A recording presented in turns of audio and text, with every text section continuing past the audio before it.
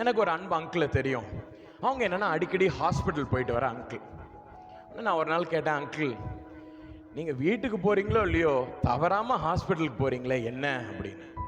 அவங்க உடனே என்னை கூப்பிட்டுட்டு வர வர உனக்கு கல்யாணம் ஆயிடுச்சு, பிள்ளைனா பிறந்துருச்சு, இந்த விட்டடிக்கிறதுனா இதோட நிறுத்திடணும் அப்படின்னாங்க. ரொம்ப ஸ்டர்னாக சொன்னாங்க. அண்ணா நான் உன்னை சிரிச்சுக்கிட்டே சொன்னேன், அங்கிள் அதுக்கும் கல்யாணம் ஆகிறதுக்கும் வித்தியாசம் இருக்கு. அது ஆயிடுச்சுன்னா இதுனா குறைஞ்சிடணும்னு இல்லை, இதுனா இருக்கும் அப்படின்னு. அண்ணா no no no you should not speak like this அப்படின்னா. அண்ணா ஹி செட், சரி அதெல்லாம் விடுங்க, நான் சீரியஸாகவே கேட்குறேன், ஏன் இவ்வளோ ஹாஸ்பிட்டல் போகிறீங்க அங்கிள் என்ன? அண்ணா ஆண்டவரே பைபிளில் சொல்லியிருக்காரு ஹாஸ்பிட்டல் போகணும் அப்படின்னு. எல்லாரும் பைபிள் வச்சுருக்கீங்களா கையில்?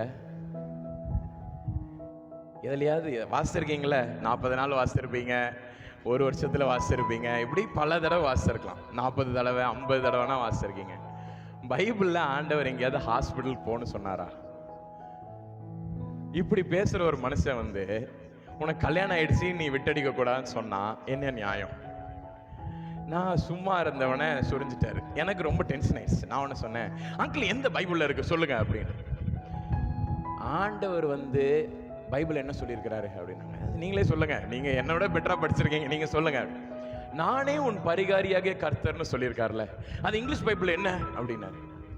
ஐ ஆம் த லார்ட் தட் ஹீலத் தீ. ஆண்டவர் ஹீல் பண்றாரு, சரி அப்படின்னு. ஆண்டவரை இறங்கி ஒவ்வொருத்தனையும் தொட்டு தொட்டு சுகமாக்கிட்டு இருந்தா அவருக்கு ஒரு வேலை இல்லையா தம்பி?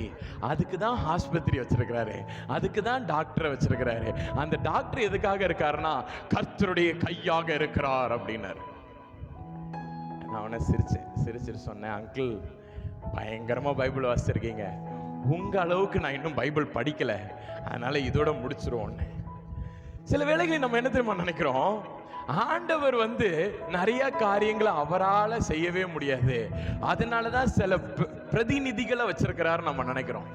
இல்லம்மா, அவர் ஒவ்வொருவரையும் அவர் தன் கரங்களை கொண்டு அவர் சிருஷ்டித்திருக்கிறார். ஹல்லேலூயா.